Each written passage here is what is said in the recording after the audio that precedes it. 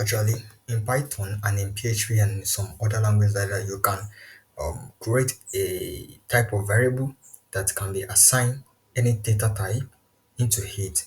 But in Java, people don't actually use this method.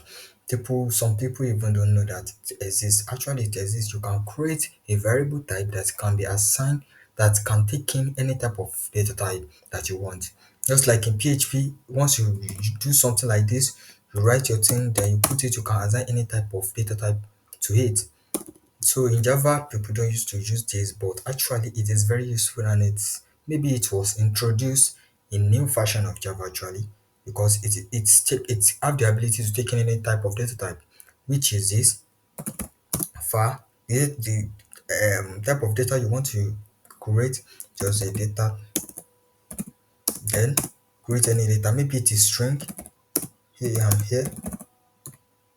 It will automatically create it as a string. If you put um float, it's automatically taken as float. You see no error. If you put integer, if you put boolean, so it have the ability to take in any type of data type and its value.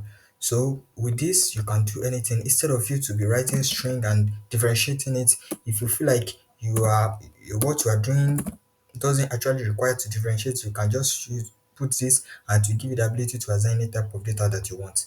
So let me do it for you so that you can see the work of it.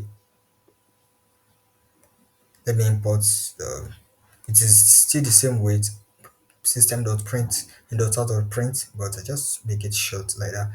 You understand? So let's check our code out.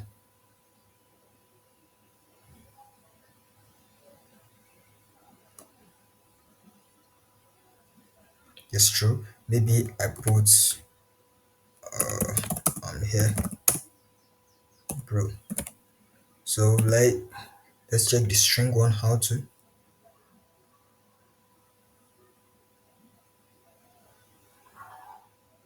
soft. Maybe you put integer too.